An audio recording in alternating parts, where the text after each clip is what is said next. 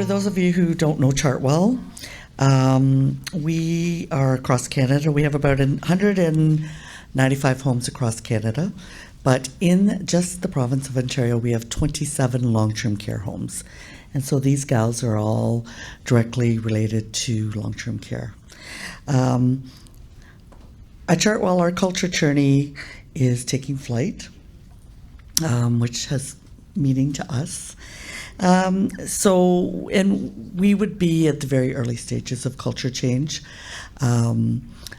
probably in the discovery phase. Some of our homes have worked with Sherry and maybe a little bit further ahead, but as a group, we're in our infant stages. So during our discovery, we've discovered many projects within homes, and that's what we're going to show you today, is just share some of our great projects that we're very proud of. So without further ado, I think, Lori, you're first.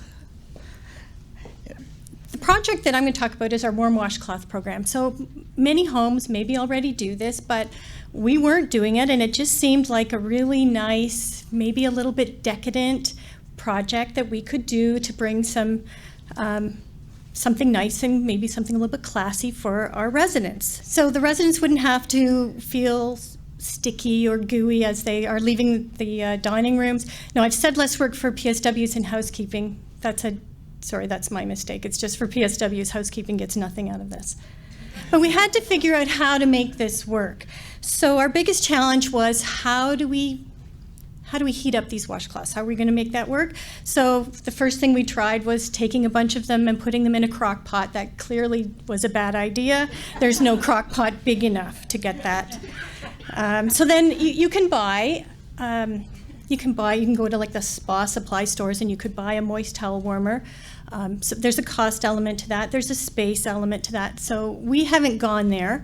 What we've done is just put them in the steam trays. They pour a little warm water on them, kind of stew them for a little bit, works great.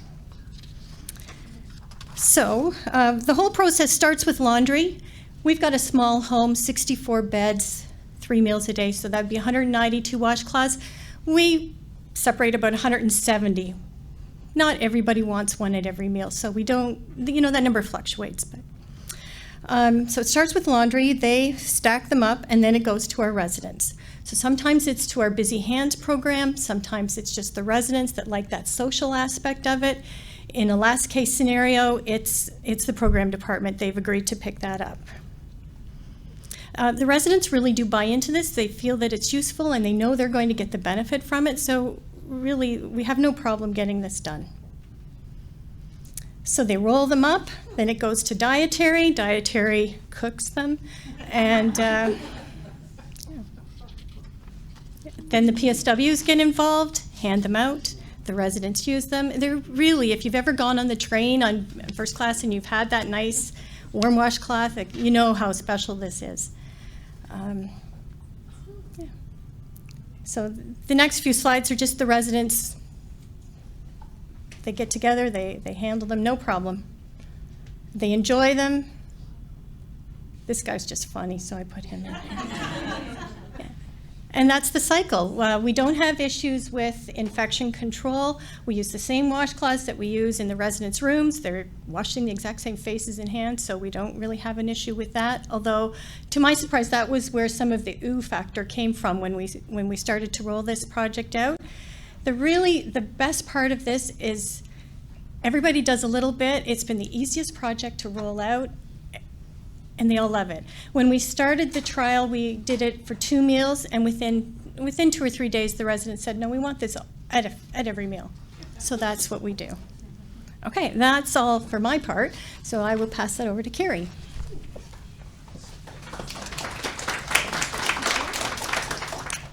It's my pleasure to present on behalf of Gibson today. They weren't able to come.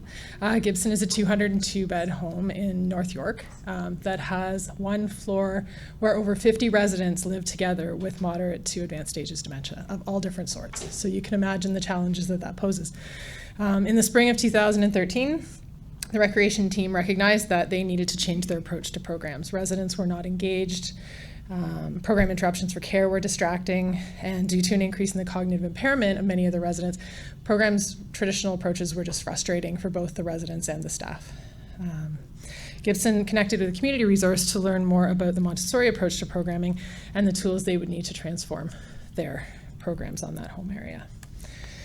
Their goal was to create a program for residents with a CPS score of 3 to 5, and using tools to really understand the residents as individuals, they had a vision to create a setting that targeted individual residents' interests and abilities, offered residents choice, and matched each resident with practical, meaningful, purposeful activity that was enjoyable and engaging. No small feat. While the concept of Montessori-based programming wasn't new to long-term care, the process and transformation at the Gibson from their existing recreation programs to one that was more resident-directed definitely required a shift in culture. They began with extensive training of all team members in all departments and realized they needed the right fit to drive the program, which resulted in a switch of a recreation staff who'd worked on that floor for 5 years. They moved her to another floor and brought in a staff member who really bought into what they were trying to do. From there, they evaluated the environment, their resources, the routines on the home area, the choices of the individual residents, and input from all departments was needed to make adjustments to the routine tasks. They had to manage interruptions such as bathing and snacks, and routine clinical checks, which had been huge distractors at the programs they had been running up until then. To truly make this change successful, all team members needed to understand their vision and what their role was in making that vision happen. It took time. It was over a year before they truly started to see that the education and the modeling, that the problem solving and persistence was actually starting to show glimpses of the vision that they'd hoped to create. So it wasn't a small process, and I think that was the one thing that the administrator really wanted to communicate today, was that it took them time, and they would get 2 steps forward and 3 steps back, and it was a big commitment. Now each morning, you will see a group of residents fully engaged in an exercise program that transitions into individual work that is matched to each resident's interests and abilities. Sorting, organizing, folding, preparing for other programs, crafts, handiwork are all things that you'll see the residents engaged in doing. As the resident completes a task and other choices made available to them, smiles and looks of concentration are evident throughout the room as they participate, and there is a huge sense of accomplishment when you walk onto that home area now. Team members no longer interrupt residents during their work to take a blood pressure or to take them to have a bath, which was a big challenge. PSWs serving snacks are respectful of the residents' work, and they are very keen to understand the impact their distractions have. So they will come into the room now and quietly ask residents what they want, and watching the program, you'd hardly know they were there. So it's a very smooth transition that involves now multiple departments. All team members who work on the floor also know about the program and are very keen to educate new team members and family members so that everybody's on board. Residents are more alert.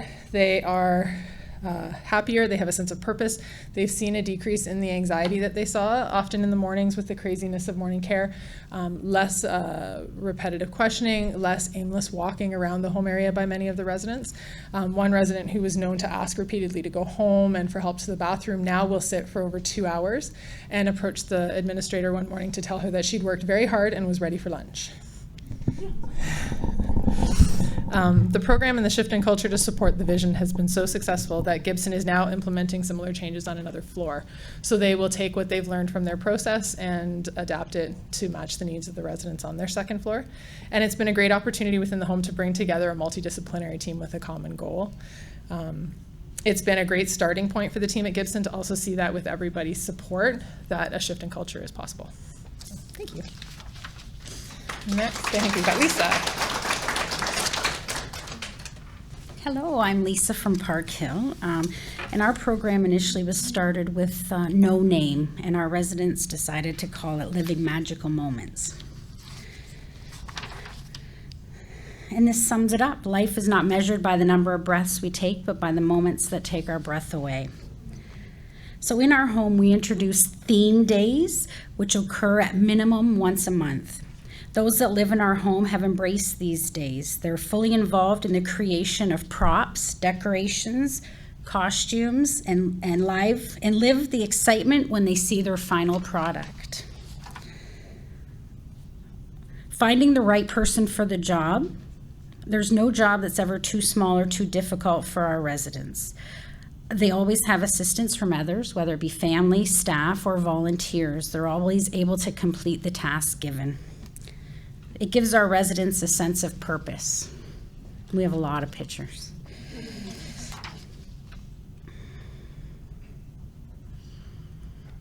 Rooms are transformed to bring the imagination to life. Staff volunteer their time after hours to ensure that in the morning, when the residents awake, they're delighted with the transformation of what they see in their dining room and in their other living spaces. Our fish and chip day here with residents relaxing in front of our bait and tackle. This is a resident and his wife. And again, this is one of our Vegas days. We'll have this again tomorrow, the pub. And our menu is not always changing food items, but it's more like incorporating the theme into that day. So here you'll see we have our Treasure Island baked cod. It's our Wayne Newton dinner. Staff, like with most change, were very hesitant to become involved. The initial few months were management out there doing all the work, directing, but it did not take them long to get involved. All we had to do was give them permission to have fun with the residents. Nothing else on this day happens as per their routine. From the moment the day starts till it ends, they focus on the theme. They dress the part. These are all staff members. And they do what they need to do. It's about, again, giving that permission. All the staff get involved. During the lady standing here with the mustache, she's my maintenance worker. She took a week's vacation and created this dragon. It's been borrowed by other homes as well. 5 of our employees on Vegas Day decided to do a tiger performance during their off hours for our residents. And again, the maintenance lady made the tiger outfits. Everyone is always included. We have families, visitors, residents, corporate people when they come in our home, whether they want to or not, are involved. Our theme days have created quite a buzz in our community, having made our local paper on a regular basis, pretty much weekly, and we're the talk of Tim Hortons. When you go through Tim Hortons dressed like a bunny, everybody knows what's going on. And often we have a lot of people stop by that have no relative or loved one, but just want to see what's going on. And we involve our local play school, and as you can see here, they were invited in on this day. Here we're racing live goldfish, which we informed whoever wins gets to eat it. However, that did not occur. Entertainment, which involves everyone. Staff perform. Residents have performed for other residents, singing, doing a skit at Broadway. We've had external entertainers, management team, family have also come to participate based on what the day is. Theme days have also given us an opportunity to educate in a fun way and to learn in that fun way. Regardless if you have a limitation, our programming is geared for everyone. This was lunchtime entertainment. This is the management team with our dietitian. And we always have a great turnout.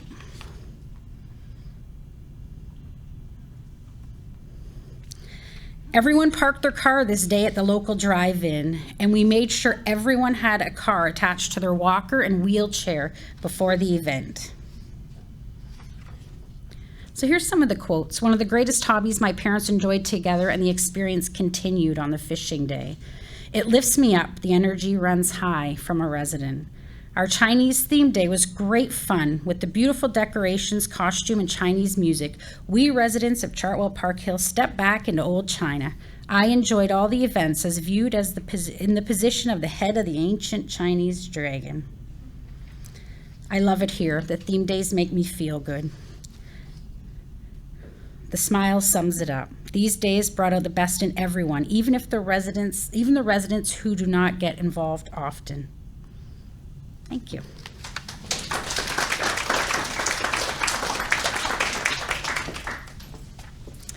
Hello, my name is Amie Wilker, and I have the pleasure of being the administrator at Chartwell Westmount Long-Term Care here in Kitchener.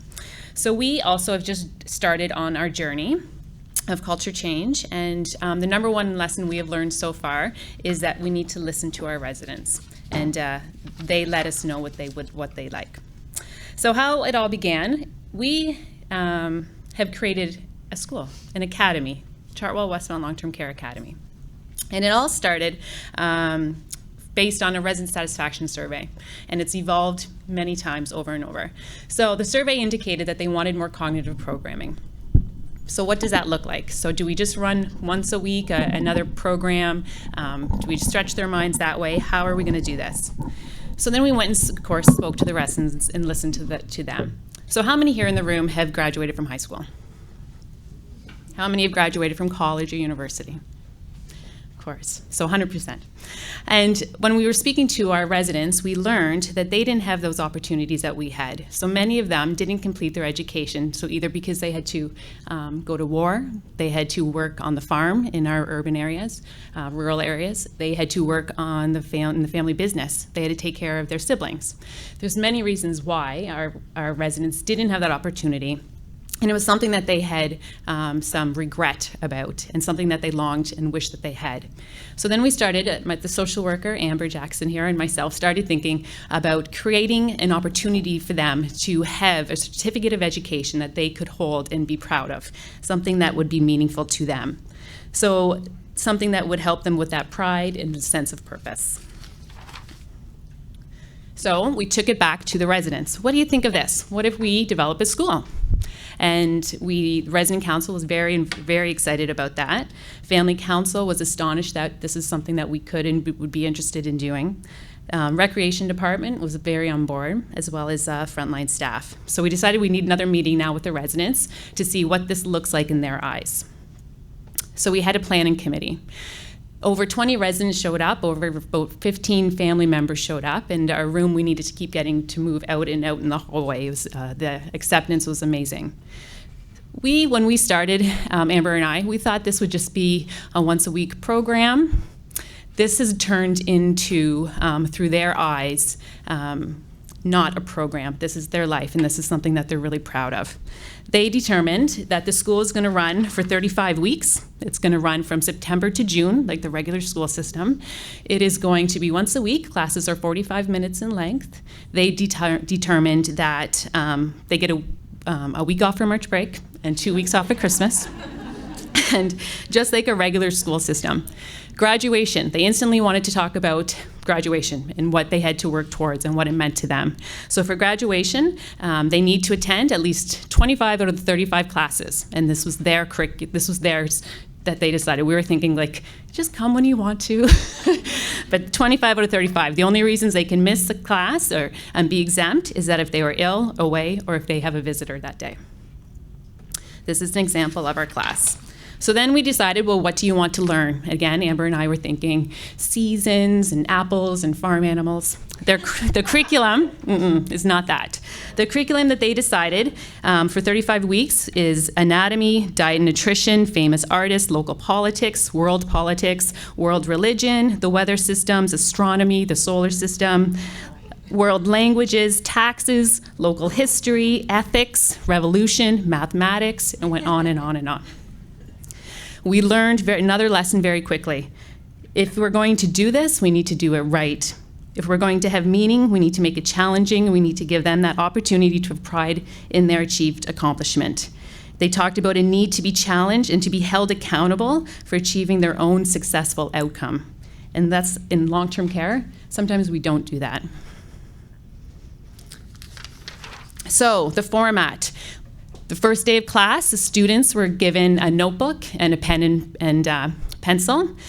We start every class with the singing of O Canada. We take attendance, and it's not a matter of us looking around and writing their names down. We read the names, and they have to say here or present in order for us to check them off.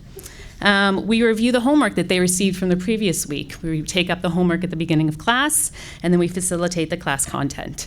This is one of our students. The homework that previous week, after we learned about famous artists, Da Vinci and Van Gogh, was to create a self-portrait. So this is her homework assignment, a self-portrait. So who is the teachers for these 35 weeks, specialized topics? So the three of us, it was Amber, myself, and then a recreation aide, got together. We divvied up the 35 weeks and the topics and determined it's up to us to either facilitate the classes or to obtain somebody who's specialized in the field to do that. So for instance, for diet and nutrition, our dietitian came in and taught that class. And then for world languages, we had frontline staff members that were from different countries come and teach our students different languages. Here is our director of care. She's doing anatomy that week. And so the format, we usually do a PowerPoint presentation, have handouts, do a little bit of quizzes during the class. We're going on a field trip coming up that they're very excited about. And then we go pass out the homework for that class. This is our motto: you're never too old to learn. Here we are, we're doing our exercise, health and wellness class. Everybody's participating. So some of our successes, we have now up to 26 participants. They're very eager, active, and involved. Many are staying after class to complete the homework assignment from that day. And many come early to class as well to talk and be part of that class setting. During the week in between the classes then, we've noticed that a lot of the frontline staff are getting heavily involved, helping them with their homework and asking them a lot of questions about it. Another success, just to give you an example, the gentleman in this photo is Mr. Farish. Mr. Farish lives on one of our secured home areas within our home. And when he moved in, he had displayed paranoia, hallucinations, and some other responsive behaviors, signs of distress. And his past history, though, is that he was a phys ed teacher, very physically active. He skated on national teams, and he loved to travel. His wife asked if he could come to the academy. We invited him to the academy. He sat in the back row on the first day of class, didn't say a word, didn't make eye contact with us, but he took out his notebook and he made notes, complete notes that class. The second week he came, he sat a row closer to us, and he started participating, started answering questions, and his answers were always spot on, very appropriate. Today he is in the front row. He waits by the door to his home area about 25 minutes before class for somebody to come and take him to class. He sits in the front row. He knows the answers more than the teachers know the answers. And we are starting to talk with family about proper placement for him. This is another success. He has perfect attendance as well as Mr. Farish. He only went to grade 8, and he has a lot of resentment about that. He has very professional sons, and he talks about how now this is his opportunity to complete his education. So our lessons: ask your residents what you want. This academy never would have happened without hearing their needs and their interests, and ask their input into your decisions, because this program would not have been as successful if we would have talked about apples and farm animals, right? So listen to them. We all need to be challenged, and don't ever question if it's okay to challenge our residents. Our students are asking for that, so please do that. Watch for those successes and learn from them and celebrate them. So for instance, our graduation ceremony is planned, so we will have their certificates of education framed for them for their wall. We have the Dean of Students from Laurier University coming. The caps and gowns are ordered. They are talking about who's going to be valedictorian, and the yearbook is on its way. So never stop challenging yourself and challenging others. Thank you.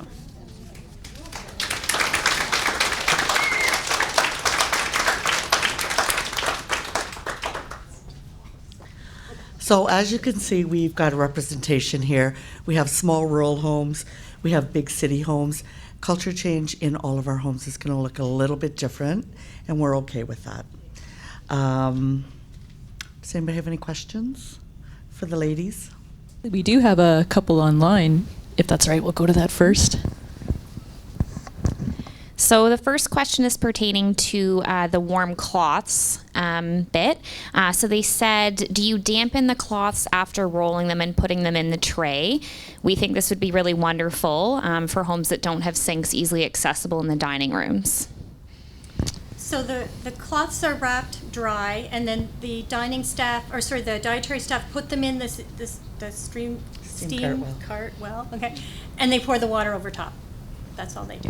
Okay, so And they're monitoring the heat and how long they've trial and error figured out how far ahead they have to do it, and yeah. Perfect. Okay. And the second question was actually for all of you around what's the story behind your T-shirts? Well, so Chartwell, our brand is a butterfly, signifying beauty towards the end of life.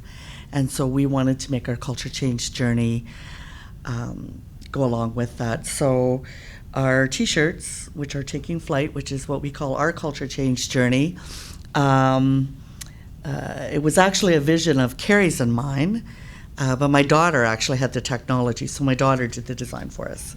And then it's my favorite Simon Sinek quote is on the back. Excellent. All right. And I believe somebody else had a question. Thank you all. This is really exciting to hear about all the wonderful stuff you're doing, and so important at the beginning of a culture change journey to figure out all the wonderful things we're already doing. Could you talk a little bit about your process of discovery? Carey and I are going to talk a little bit about that later, but it'd be lovely to hear about how you discovered all these wonderful projects. Well, it helps when you're a director of operations and you know all of these people. So there's lots more things going on in our homes. These are just some great things I knew that we could put together. But we're still very deep into the whole process of discovery. So we have a long ways to go. And as you know, Sherry, we have one home that's a little bit ahead. So we're probably following them a bit. Just a question about your university. How long is the class? Is it all day, an hour? No, it's 45 minutes. It's 45 minutes. Okay, great, thank you. All right. One final question. Actually, mine's not a question, mine's a contribution if there's time. May I tell you? Yeah.